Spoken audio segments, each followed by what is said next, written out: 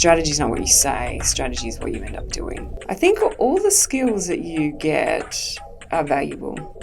And every skill adds on top of itself. If I wasn't successful, he would say to me, Anna, you have to learn how to listen. I was like, what? I did listen. They said this and that. He's like, you were not listening. Being called a change manager is like the worst job you can have. Right. Because you announce your intention. Yeah. Everyone knows, here comes the change manager. I'm already don't like this person.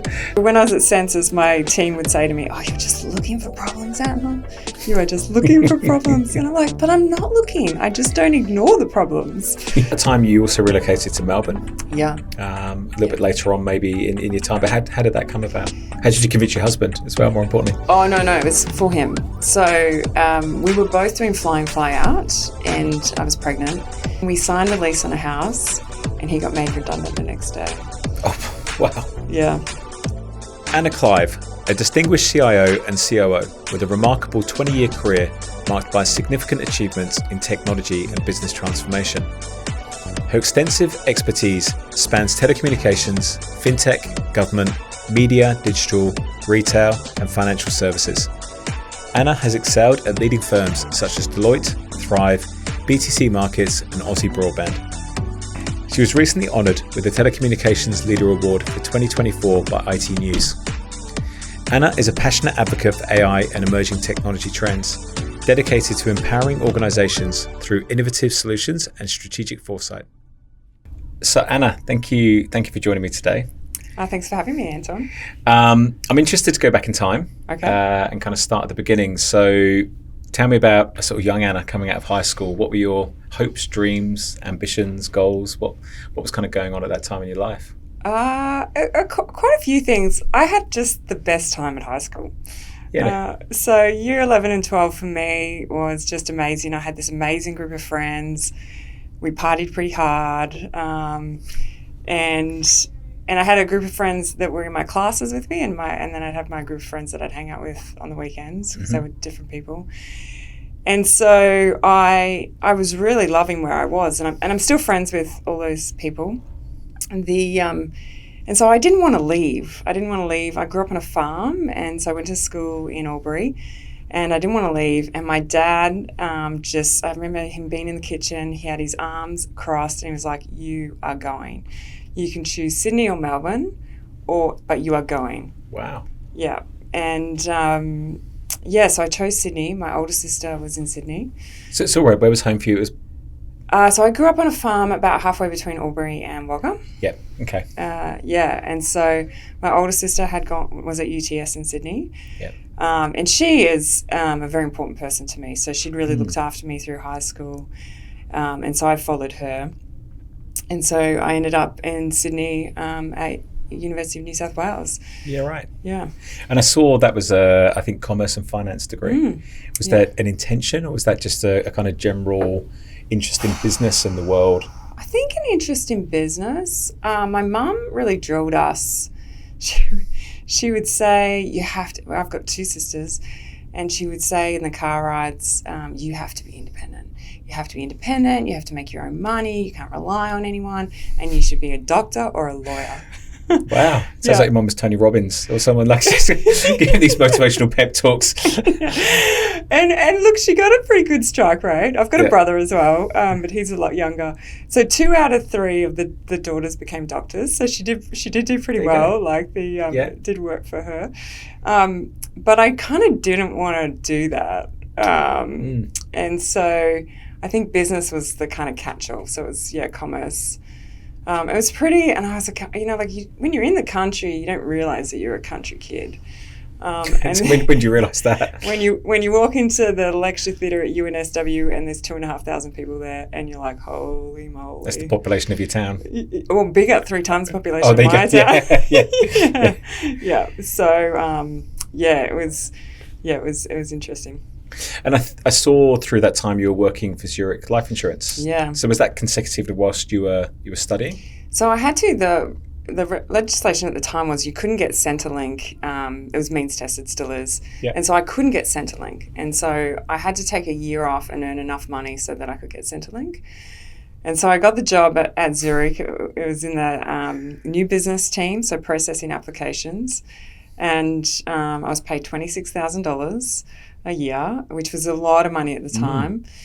And it was terrific. So I did it for a year, and my boss at the end of the year said, well, what are you going to do, Anna? Like, you can't stay in new business processing.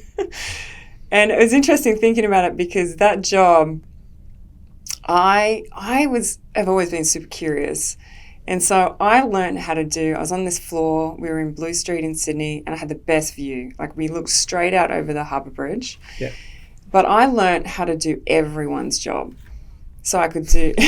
Did they want you to learn how to do that job? I don't know if they did. They were kind of okay with it, but we sat across from the people that were doing like the mailroom processing and saving all that, scanning all the documents. So I learned how to do that.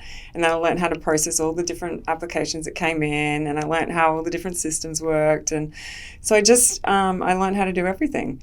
And so after a year, they said, what do you want to do? And I said, no, I need to go back and finish my degree. So then I worked part-time at Zurich for the rest of nearly all of my degree. But all I wanted to do when I was at that age was travel and have enough money to buy nice clothes. So, so where does I'm not sure what to say to that. I think does that's like, isn't that great? Oh yeah, I was actually talking to my wife about this last night, and I was saying, God, imagine being that age again, where your biggest problem is that you don't like your school teacher. Oh yeah, I mean, I guess so, but it was nice when I got to the point where I was like, I really do have nice clothes, and I've travelled a fair bit, and it's like, okay, well, what do you do now? Well, it's not sustainable forever, but it's nice to be and embrace that part of your life, I think. Yeah. And that travel would align with your curiosity, as you described. Yeah. Where does that come from? Where's the influence of that curiosity? Probably my dad. So my dad was just a serial hobbyist. So he would always he was a farmer, and he had his own business running a nursery. And he just would go from hobby to hobby. So he, for a little while, was curing sheepskins. Then he learned how to make olives. And then his one that he liked for the longest was forging. So he'd make his own knives. But he was like an 80% guy. So he would only ever do 80% of the job, right? So we had all these, Mum has these knives, and they don't have any handles. That's beautiful. Yeah. What was his most unusual hobby? Oh, gosh. Well, I think the knife forging was really interesting because he was colourblind. And so he couldn't see the shades of red. So he was quite ingenious. And so he had to make a way of interpreting the colour of the steel. So he knew how hot it was. Right. Yeah. So that was probably and then the other one that he had was he would buy bulk amounts of wine and bottle it himself. And so he had this massive storage of red wine, and you kind of never knew what you were going to get. A bit of a lottery. Yeah. Yeah, nice. Yeah. Was that for his own consumption, or was he like an early vino mofo? Was he like an early entrepreneur in the world of wine? Oh, and it was for his own consumption. Yeah. Yeah, there you go. Yeah. So when you went back to university from that kind of year, did that kind of year in industry, I guess, give you an advantage or open your eyes differently to what you were studying around commerce and finance, do you think? I don't really think so. I think it gave me an advantage once I got further in my career. Yeah. I think all the skills that you get are valuable, and every skill adds on top of itself. And this is one of my things my dad really believed in, was building capability. And so the more things that you can do, the more problems you can solve, the more likely you are to be resilient, the more likely you'll be able to perform under pressure, so that just the more confident you are as an individual. So I think every skill that you get matters. And yeah, so I think that there's definitely some things that I've been doing a little bit of data entry lately, and the skills come back. Yeah. Yeah. It's interesting. There's a great book by a guy called David Epstein called Range. Oh, yeah. Okay. And it basically makes the argument for being a generalist in the world of specialists, and that breadth of skills, and every skill adds and builds and makes you a more rounded person, and potentially gives you different skills to solve problems in different spheres. But if you're a specialist, you maybe have not been exposed to that. And it sounds that's what you're kind of broadly talking to a certain degree there. Yeah, I think so. And I think, I was reflecting on people's careers, and everyone comes from somewhere, and everyone has deeper capability in some areas. But you have to, as you kind of become more senior, I think there are more generalist skills that you need, because you're leading teams where you don't have that subject matter expert. You're not deep specialist. And so having those general skills kind of gets more and more important. Yeah. There's that tipping point, right, in a career where you're suddenly not paid to be the specialist. Yeah. But your specialism is leadership. Yeah. It's a different specialisation which requires breadth, I guess. Yeah. And that's probably where a lot of people that come up the specialist path struggle at that point. Yeah, I think I think that it's interesting, because I came from the non-technical background. And so when I came into technology, I think it was really clear to me what my gaps are. Like, you can look at technology and go, okay, well, I understand this and I don't understand that. But I think in a way it's kind of a little bit harder to go the other way. And so because those soft skills are less tangible. And so you can kind of look at from one side and say, okay, I don't know how databases work. I need to know how databases work. Or I don't know how software engineering works, or agile. And they're all things that you can kind of point to and put your finger on. But when you go the other way and say, okay, well, I don't know how to influence people. How do I learn to influence people? Or I don't know how to communicate really succinctly. And so I think it goes the other. It's a little bit trickier sometimes going the other way. Yeah, and I think those soft skills as well, there's probably less instantaneous feedback. Yeah. As in, you write code, it doesn't work. Yeah. You go back and you rewrite it. Yeah. You think you've had a killer conversation with someone, you come away, you don't really know necessarily whether the person's had the same experience as you. And you can't always rely on them to self-report that feedback as well. So it's a different learning curve, I suppose, is what I'm saying as well. Absolutely. Let's go back to back to the early days in your career. Okay. So I saw that after you graduated 2002. Yeah. And then there's a little gap. I wonder if you went travelling. Yes, I did the last 6 months of my degree in Copenhagen. Sounds awful. Yeah. Yeah. And then I went to the UK, and probably the next job was the most important job of my life, because so I had 35 pounds left, and I was sleeping on my friend's brother's couch, and there was an ad in the Time Out in London, and it said immediate start, all training provided, and cash paid daily. And I went, that is the job for me. Yeah. And it was a sales job. I was doing door to door. But the thing was that's where I met my husband. Oh, okay. There you go. So many things. So important in terms of the skills you developed, or important because of that key moment in life? I think both. So we kind of were trained in, I think some of the things that we were told was you have to work systematically, and we were given, and so it was kind of a 101 in impulse-driven sales. And so we learnt stuff, but then he's very, very good with people. And so not only, we're very lucky in our family and the life we've got, but he was then my coach from a leadership perspective and sales perspective, and on so many fronts. So I still say to my children, okay, we're going to work systematically. We're going to do this. Brush your teeth systematically, every tooth. Start at one side. So there you go. Yeah. So that was door knocking sales. So it was down a high street, so business high street in England, and we would sell like books and toys and stuff, and we'd walk into the shop and we'd sell these things. My favourite area was Southall in the south of London, which is very Indian community. It was, you're never going to do it for a long time. For me, it wasn't for a long time. But it's not really a career, but it's definitely foundational, as you say. I think there's nothing as raw as being at the coalface of standing in front of someone and having to pitch. And you're not going to get it right every time, but you learn a lot. We talked just then actually about instant feedback. There's instant feedback, right? You know what's working and what's not working. And there's your systematic. I'd probably bang on about this way too often in the podcast, but I'm a big fascinated by the concept of luck. And when someone is successful and they say, I got lucky, well, there's nothing to replicate. Whereas what you're learning in that situation is you get a sale, or you get something, okay, well, I can take and I can repeat that in a further situation to increase my chances of success? Yeah, I mean, luck is a pretty fascinating thing, isn't it, Anton? Like, there is definite luck. And I think I put a post on LinkedIn the other day because I think where you're born and the family that you're born into and the location that you're born into is the thing that is most lucky in life. Absolutely. Yeah, without question. Yeah, but then other things you definitely can influence. Yeah. Yeah, again, probably where I'm trying to go with that more is if you attribute things to luck, you've maybe missed an opportunity to learn. Yeah.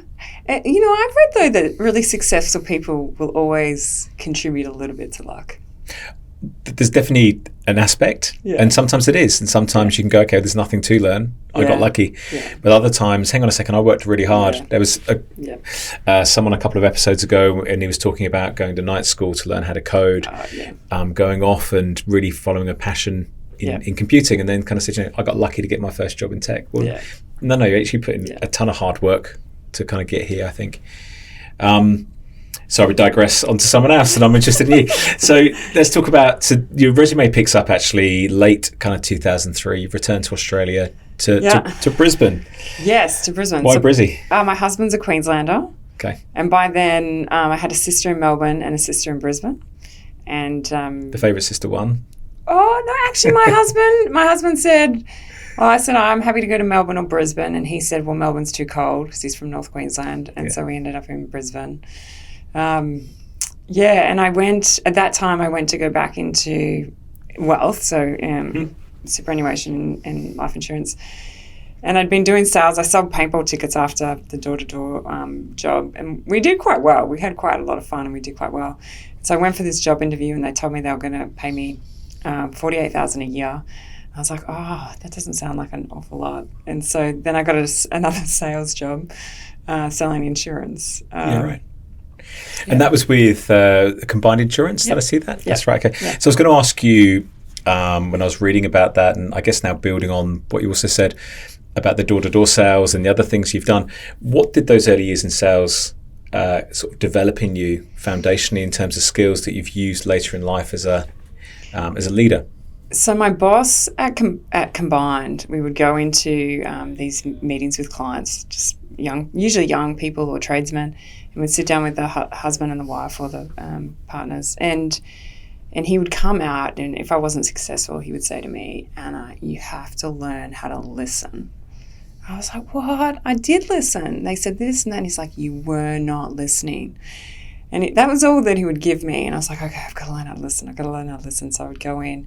I think when you're really listening to someone, everything else just fades into the background. Mm-hmm. You don't notice the background noise. You don't notice what's happening around you because you are so tuned into that other person. Yeah.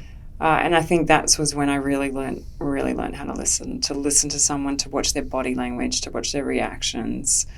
And we learned how to really start communicating and influencing people at that time too. Yeah, interesting. How's that helped you sort of more later on in your career? A lot around influence. And so I think we would talk in sales about this approach called a guided discovery, where you would have to give people enough information and make them, enable them or allow them to make their own connections, because no one really wants to be told what to do. And so if you just kind of go in and you say you should do this and you should do that and you should do this, then kind of straight away you've got people's back up and they're not interested. And so we learned how to kind of take people through a journey, and that still is quite a good technique if you have a situation where not everyone is agreeing. How do you go on a journey where you can expose information and get everyone onto the same page? Yeah, interesting. Particularly where I guess your career's then gone into roles as COO and transformation and technology. Yeah. You're the kind of person that rocks up in the room and everyone knows things are about to get different. In the nicest possible way, by the way. That's right. So that's a key skill, because I think I've always had this kind of thought that being called a change manager is like the worst job you can have, right? Because you announce your intention. Everyone knows. Here comes the change manager. I already don't like this person. Does that make sense? As in, Totally. So when I was at Sensis, my team would say to me, "Oh, you're just looking for problems, Anna. You are just looking for problems." And I'm like, "But I'm not looking. I just don't ignore the problems." Yeah. And I have been described as that, as a change agent. Yeah. And that's a good thing. I think, because there's a lot of power in that, as being, who wants to be known as the person that accepts the status quo. Yeah. I mean, I love that. I love that for my teams and for the people working in the organisations, is we can make things better. And that is probably the most fulfilling thing that I get to do, is make people's lives better. Yeah, great. You spent the next sort of 7 years in financial planning, or so, I think. No, not quite. So from 2003 to about 2010-ish. Oh, was it that long? Maybe. That's okay. Maybe not. But you then pivoted into Deloitte. Oh, yes. So how did that come about? So I'd heard about, when I was overseas, a friend of mine had told me about consulting. He was going to go work for Anderson's. I thought that sounded like an amazing job. And so when financial planning, kind of realised that wasn't going to be my career, one of my girlfriends was working at Deloitte, and she offered to introduce me to the head of consulting at the time in Brisbane, who was Lucille Halloran. And so she did that. It was hilarious, actually. So I was like chasing Lucille, right? Like I was like messaging her and trying to get this appointment. And I got back from holidays one day, and I was in my pajamas. I called her, and she answered. And I said, I'm really keen to meet you. And she's like, okay, can you be here in 30 minutes? And so I was like, yeah, absolutely. All right. So like obviously rushing to get dressed, going to drive into the city, didn't live very far from the city, find a car park. It was freezing. Oh, was it cold? Maybe not. It was in Brisbane. And so I've rushed to get to this meeting. And I've sat down with Lucille and we got a coffee. And the first thing that I did was I spilled the coffee all over myself. Oh my God. And that was like you take a deep breath and you go, okay, this actually can't get any worse. Yeah. So how'd you deal with that? I just took a deep breath and I just was like, okay, well, to a degree it helped me because I was so nervous and I'd prepared for the meeting, but I'd prepared before my holiday, and in getting ready, I hadn't been able to collect all those thoughts again. So it just let me kind of drop my guard and just be myself. And then I met Julian Dolby, who I ended up working with for years. He was the other head of consulting at the time, the head of S&O. And and they took them a while. They weren't sure about me, but yeah, they ended up offering me a job. It was a big change. I halved my income. And to go in and the second there was a grad and then a consultant, and I came in as a consultant. Yeah, right. Yeah. It's as you were talking about that, a couple of things would jump into my mind. Firstly, there's probably nothing that can set you up for consulting better than get here in 30 minutes. Isn't that consulting, as in you could be anywhere, any minute, talking to anyone about anything, and that's being able to think on your feet. Yeah. And the second thing I was thinking about is that kind of quote where it says, everyone has a plan until you get punched in the mouth. Oh, yes. That's you, right? You're in your pajamas, you've got your coffee on yourself. All your prep's kind of gone out the window, but it's how you react in those situations and adapt probably speaks more about, again, who you are, right? Yeah, I think so.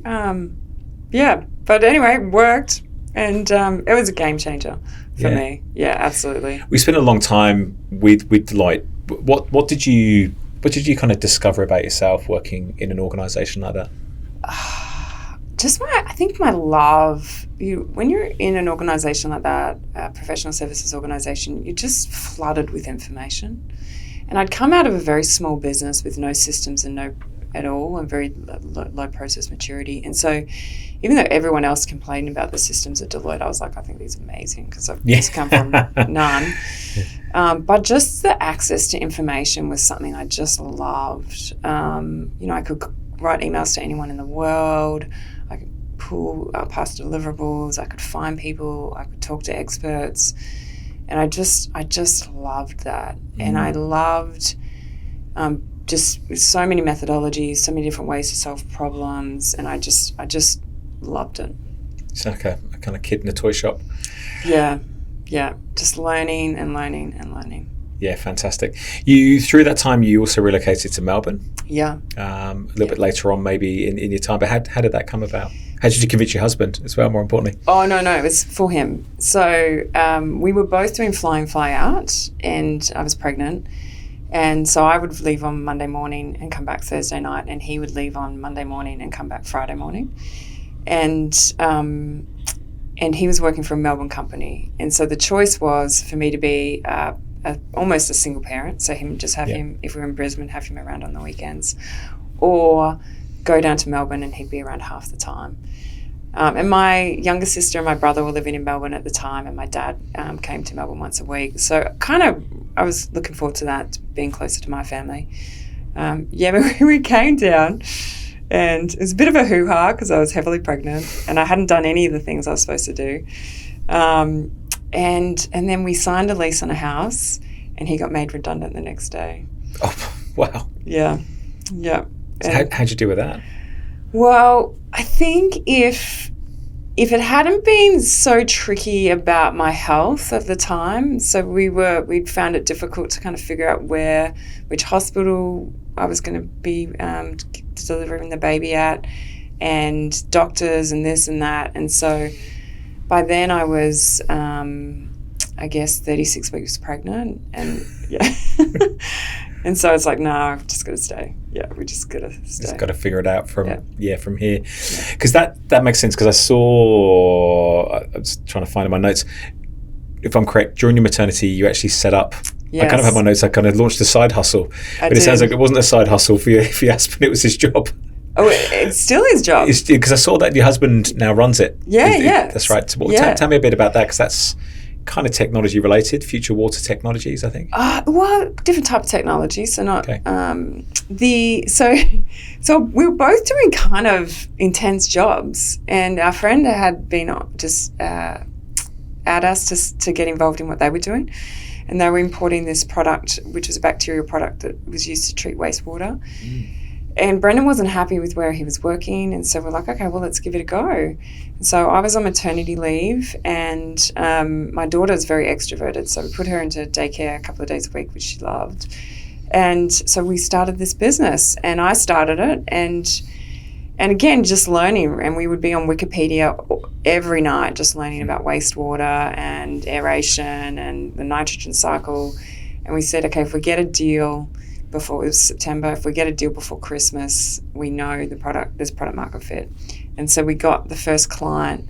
My memory, we argue about this, but my memory is the 1st of November is when we, but it might have been the end of November, and we did a deal. And then, so he loves it. He loves the science of it, and it's very interesting. So he continued to run that. Yeah, great. And he does that full time now. Yeah. He runs his own business. He's got clients all over the country. Wow, fantastic. Yeah. And also incredibly purposeful. Yeah, I mean it's great product because it's good for the environment. It's good for the company, and it saves them a lot of money. So win-win. Yeah. What did you learn about yourself from setting up a business? I think just the hustle. We both grew up on farms. My dad had a business. So we kind of knew about that, but I think just, if you want to make it, that we could do it. Yeah.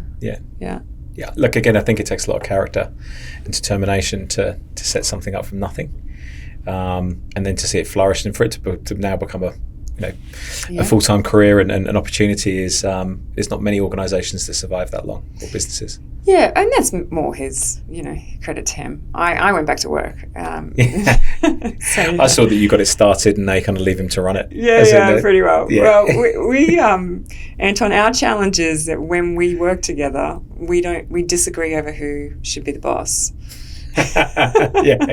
Yeah. So we're not that great at working together. So we're very happy to. So you learned that about yourself too. Oh yeah, absolutely. Yeah.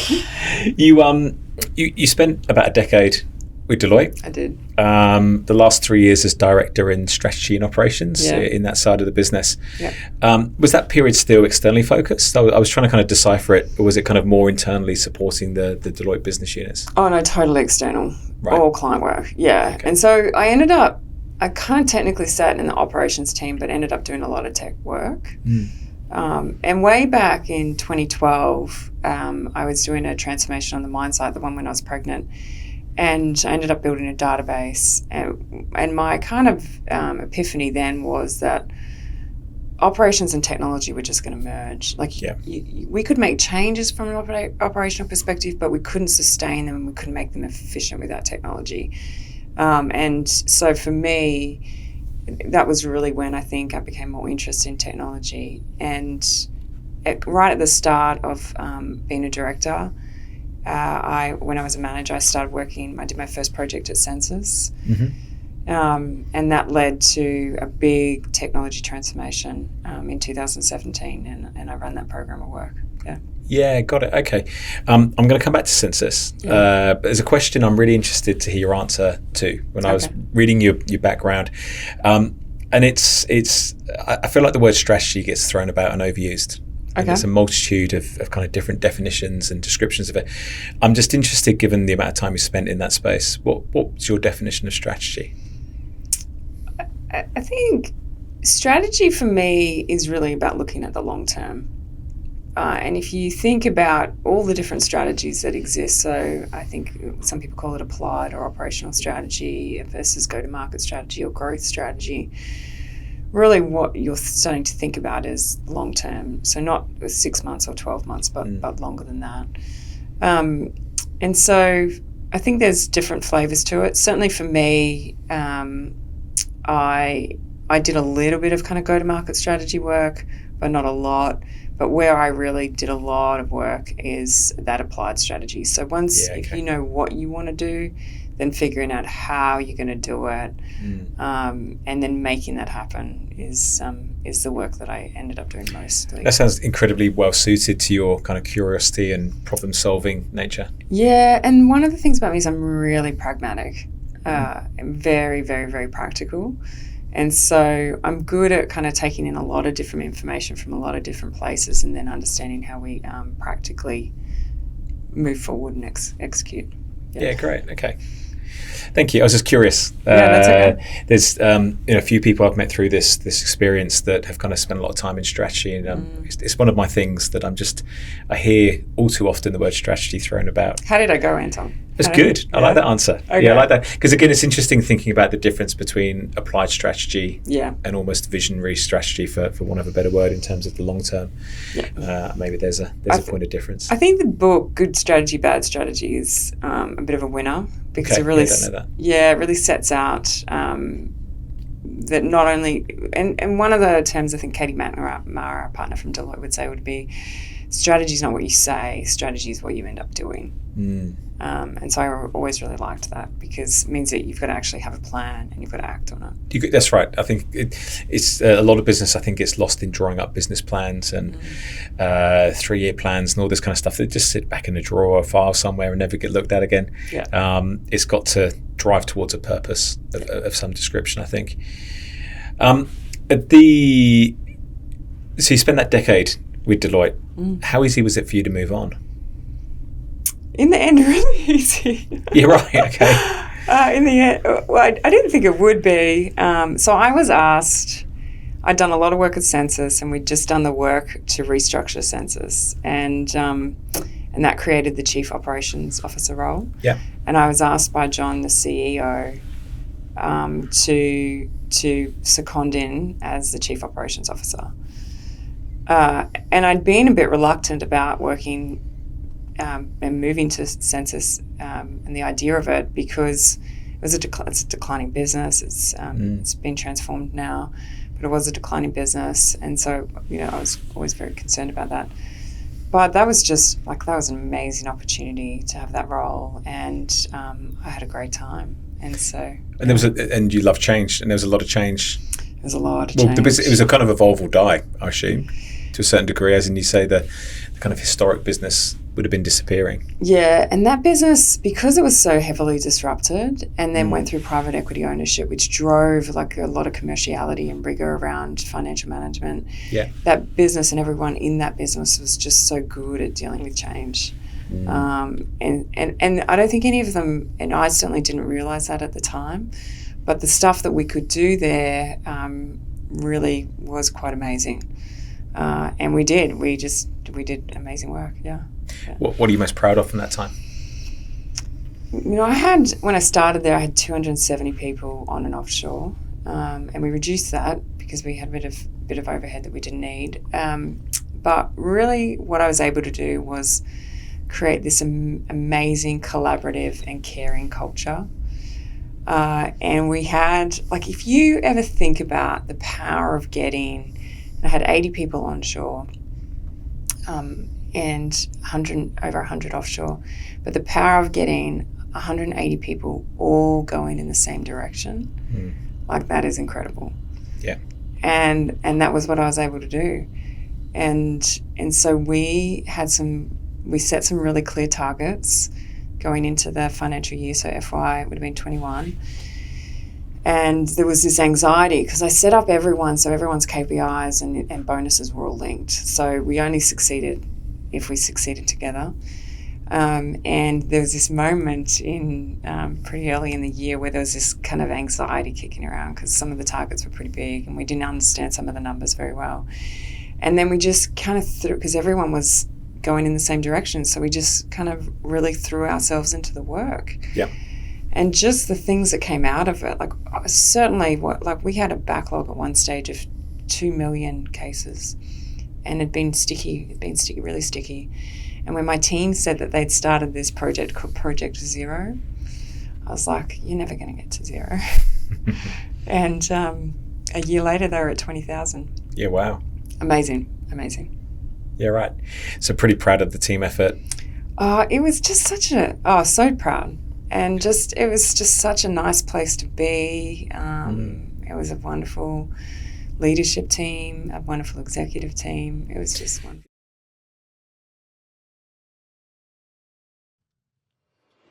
Thank you for listening to Tales from Tech Titans, and be sure to follow us wherever you get your podcast. If you'd like to get more insights about tech careers, then check out the Ember, that's EMMBR LinkedIn page for the latest updates, articles, and engaging discussions.